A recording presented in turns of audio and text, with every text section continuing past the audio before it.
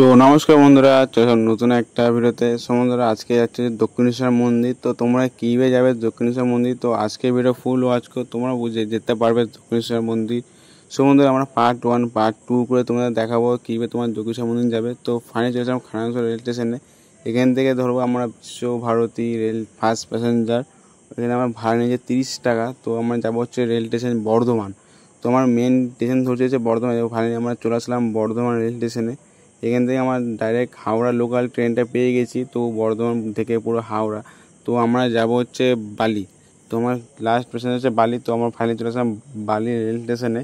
তো এখান থেকে আমার ডাইরেক্ট যাবো হচ্ছে পুরো সোজা যে যাবো হচ্ছে আমরা ধরবো কোনটা, আমরা ধরবো হচ্ছে বাস। তো আমরা যাবো হচ্ছে বাস স্টপের কাছে। তো ফাইনালি আমরা সোজা হারা দিচ্ছি বাস স্টপে এসে কাছে দিকে। তো আমি যাচ্ছি, আমার একটা বন্ধু যাচ্ছে, আটটা দাদা যাচ্ছে। তো পুরো 3জন মিলে যাচ্ছে হচ্ছে বাস স্টপের দিক করে। তো বাসটায় ভাড়া নিয়েছে 10 টাকা করেও। আমরা চলে আসলাম ফাইনালি মন্দিরের কাছে। তো দক্ষিণেশ্বর মন্দির দেখা যাচ্ছে। আর এই যে ব্রিজটা, তো কত সুন্দর ব্রিজটা লাগছে দেখতে। তো মোবাইলটা বেশি বাইরে বের করলাম না, মোবাইলটা পড়ে গেলে সর্বনাশ হয়ে যাবে। ফাইনালি চলে আসলাম মন্দিরের কাছে। তো মন্দির কত পরিমাণে ভিড় হয়েছে আজকে রবিবার। তো সামনের দিকে মানে 10 কোটি লোক দেখা যাচ্ছে।